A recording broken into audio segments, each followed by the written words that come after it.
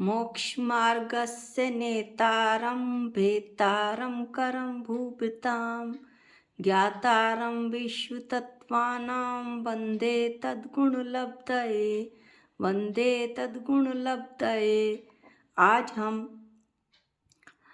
Master की का अध्ययन कर रहे हैं और मास्टर की में हम उन शब्दों का अध्ययन कर रहे हैं जिनके दो दो भेद हैं। आज हम जिन शब्दों का अध्ययन करेंगे वे हैं त्रियंच, प्रत्यभिज्ञान, राग रूप कषाय, देश रूप कषाय, मुनि, परमात्मा, संयम, भाव इंद्रिय, आत्मा के दो भाव और छद्मस्त। तो सबसे पहले जो आता है वो है त्रियंच। त्रियंच के दो भेद हैं, सैनी और असैनी। जिन जीवों में त्रियंच गति नाम कर्म का उदय होता है वे त्रियंच कहलाते हैं। त्रियंच आयु कर्म के उदय से वे त्रियंच गति की आयु भोगते हैं। एक इंद्रिय से लेकर चतुर इंद्रिय तक सभी जीव तथा पंच इंद्रिय में मनुष्य, देवता, नारकी को छोड़कर सभी जीव त्रियंच कहलाते हैं। त्रियंच दो प्रकार के हैं, सैनी व असैनी। सैनी जो मन सहित हैं, असैनी जो मन रहित हैं। अब है अगला शब्द है प्रत्यभिज्ञान। प्रत्यभिज्ञान के दो भेद हैं, एकत्व प्रत्यभिज्ञान और सादृश्य प्रत्यभिज्ञान। प्रत्यभिज्ञान स्मृति और प्रत्यक्ष के विषयभूत पदार्थों में जोड़ रूप ज्ञान को प्रत्यभिज्ञान कहते हैं। जैसे यह वही मनुष्य है जिसे मैंने कल देखा था। इसके दो भेद हैं। पहला भेद है एकत्व प्रत्यभिज्ञान। स्मृति और प्रत्यक्ष के विषयभूत पदार्थों में एकता दिखाते हुए जोड़ रूप ज्ञान को एकत्व प्रत्यभिज्ञान कहते हैं। जैसे यह वही मनुष्य है जिसे मैंने कल देखा था। दूसरा भेद है सादृश्य प्रत्यभिज्ञान। स्मृति और प्रत्यक्ष के विषयभूत पदार्थों में सादृश्य यानी समानता दिखाते हुए जोड़ रूप ज्ञान को सादृश्य प्रत्यभिज्ञान कहते हैं। जैसे यह गाय के समान है। प्रत्यभिज्ञान के बाद अगला शब्द है राग रूप कषाय और देश रूप कषाय।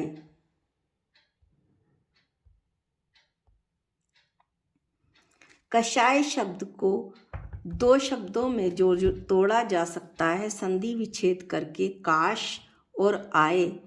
काश है सांसारिक जीवन और आय का अर्थ है लाभ। तो कषाय का शाब्दिक अर्थ हुआ कि जिससे सांसारिक जीवन का लाभ हो, यानी जो सांसारिक जीवन को प्राप्त कराए। इस प्रकार से कषाय जो है वो संसार चक्र, आप जन्म मरण के चक्र को यानी संसार चक्र को चलाता है। ये चार प्रकार के होते हैं, क्रोध, मान, माया, लोभ। इन चारों को दो श्रेणियों में बांटा गया है। राग रूप कषाय, जो राग रूप कषाय है वो माया और लोभ से बनता है और देश रूप कषाय क्रोध और मान से बनता है। अब अगला शब्द है मुनि। मुनि के दो भेद हैं, भावलिंगी और द्रव्यलिंगी। मुनि दिगंबर साधु, जिन्हें मुनि भी कहा जाता है, सभी परिग्रहों का त्याग कर कठिन साधना करते हैं। दिगंबर मुनि अगर विधि मिले तो दिन में एक बार भोजन और तरल पदार्थ ग्रहण करते हैं। वह केवल पिच्छी कमंडल और शास्त्र रखते हैं। इन्हें निर्ग्रंथ भी कहा जाता है, जिसका अर्थ है बिना किसी बंधन के। अब है इनके दो भेद, भावलिंगी और द्रव्यलिंगी। भावलिंगी और द्रव्यलिंगी मुनि की बाहर से कोई पहचान नहीं होती। दोनों की मुद्रा दिगंबर वेशधारी होती है। भाव मुनि वे मुनि हैं जो मुनि होकर अंदर से भी मुनि हैं। जिनके कर्मों का क्षय उपशम हो वो भावलिंगी हैं। छठे सप्तम गुण स्थान वृत्ति निर्दोष चर्या के धारी मुनिराज भावलिंगी होते हैं। छठे सातवें गुण स्थान से नीचे आने वाले भले ही वे सम्यक दृष्टि ही क्यों ना हो, छायिक सम्यक दृष्टि भी क्यों ना हो, पंचम गुण स्थान वृत्ति मुनि द्रव्यलिंगी है। यहाँ द्रव्यलिंगी से मतलब मिथ्या दृष्टि नहीं समझना।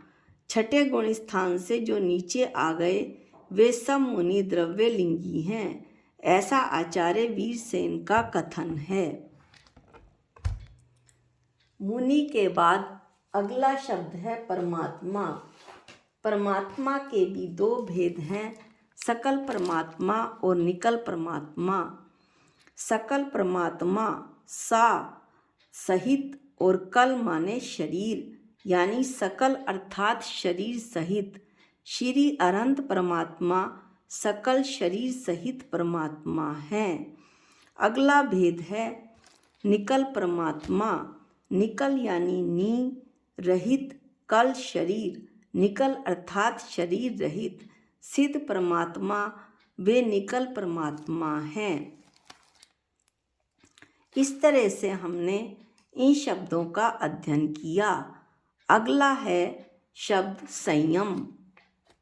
संयम के भी दो भेद हैं, प्राणी संयम और इंद्रिय संयम। अब इसमें से संयम किसको कहते हैं पहले हम ये पढ़ेंगे संयम की परिभाषा। अहिंसा आदि 5 व्रतों को धारण करने, इरियापत आदि 5 समितियों को पालने, क्रोध आदि कषायों के निग्रह करने को, रोकने को, मनोयोग आदि 3 योगों को रोकने को, स्पर्शन आदि 5 इंद्रियों पर विजय प्राप्त करने को संयम कहते हैं। संयम के 2 भेद हैं, प्राणी संयम और इंद्रिय संयम। षटकाय के जीवों की हिंसा का त्याग भाव होना प्राणी संयम कहलाता है। षटकाय यानी त्रस और स्थावर। 5 तो स्थावर पृथ्वी कायिक, जल कायिक, अग्नि कायिक, वायु कायिक और वनस्पति कायिक।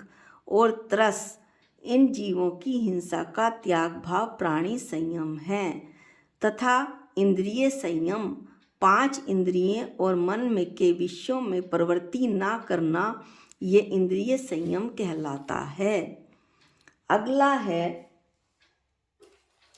भाव इंद्रिय। भाव इंद्रिय के भी 2 भेद हैं, लब्धि और उपयोग। आत्मा की इच्छाक्षम रूप शक्ति भाव इंद्रिय कहलाती है। इसके 2 भेद हैं, लब्धि और उपयोग।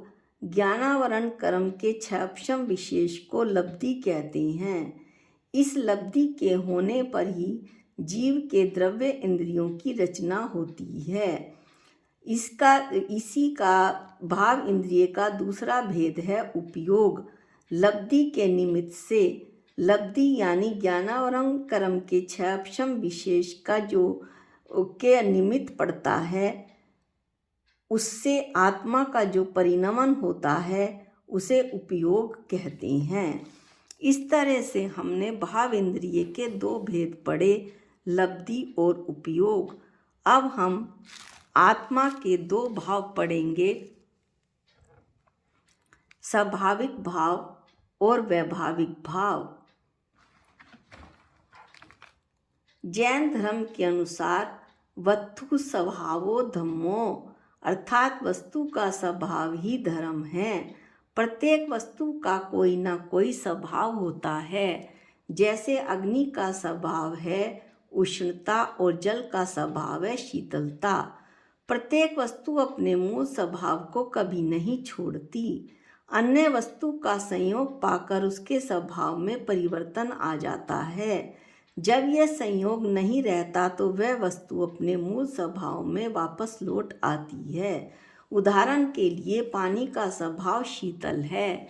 यदि इसे अग्नि का संयोग प्राप्त हो जाए कि तो इसके स्वभाव में परिवर्तन हो जाता है, अर्थात ये गर्म हो जाता है। और जब संयोग समाप्त हो जाता है तो पानी अपने मूल स्वभाव शीतलता में लौट आता है। ये तो था दृष्टांत। अब हम अपने मूल शब्द पर आते हैं। मूल शब्द था आत्मा के दो भाव, स्वाभाविक और वैभाविक। तो इसी प्रकार पानी का उदाहरण देते हुए समझाया गया है कि आत्मा का जो मूल स्वभाव है वो ज्ञाता दृष्टा है। मूल में आत्मा शुद्ध है, लेकिन ये तो उसका स्वाभाविक भाव हुआ। लेकिन कर्मों के संयोग से यह अशुद्ध होकर संसार में भ्रमण कर रही है। यह इसका वैभाविक भाव हुआ आत्मा का। जब कर्मों का संयोग समाप्त हो जाएगा तो आत्मा अपने मूल स्वभाव अर्थात शुद्धता को प्राप्त कर लेगी और शुद्ध सिद्धालय में विराजमान हो जाएगी, ऐसा बताया गया है।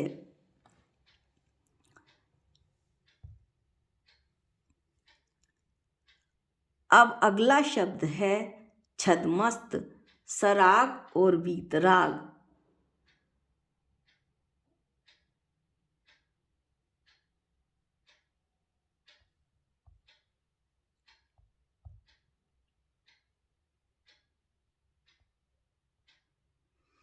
घातीय कर्म समूह के कारण जीव चारों गतियों में संसरण करता है। संसरण यानी संसार में घूमता है।